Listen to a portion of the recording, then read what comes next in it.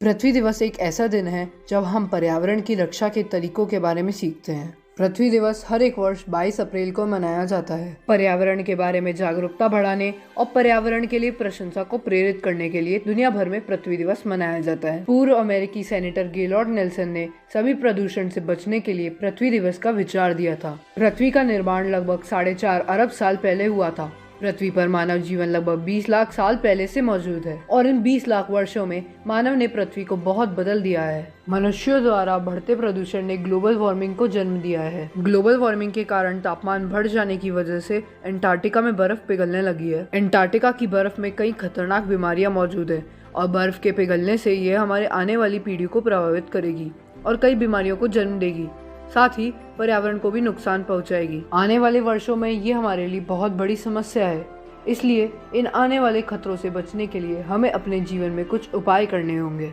हमें हरियाली बढ़ानी होगी और सभी प्रदूषणों से बचना होगा।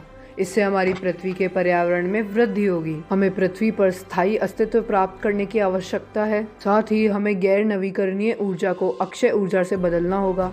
ये हमारे ग्रह पर बढ़ते तापमान को धीमा कर देगा और हम सभी के लिए स्वच्छ हवा भी लाएगा।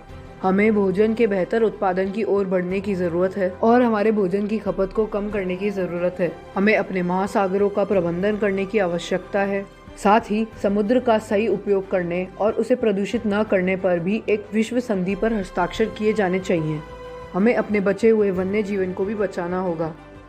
अपने प्रभाव को कम करके सुनिश्चित करें कि हम जो कुछ भी कर रहे हैं वह हमेशा के लिए कर सकते हैं। जीवित रहने के लिए संघर्ष कर रहे लाखों लोगों से हम करोड़ों स्वस्थ लोग बन जाएंगे और ये कुछ बदलाव हमारी बहुत मदद करेंगे। अंत में मैं यही कहना चाहूँगा कि अगर हम पृथ्वी की सुरक्षा करेंगे तभी पृथ्वी हमारी सुरक्षा करेगी। धन्यवाद।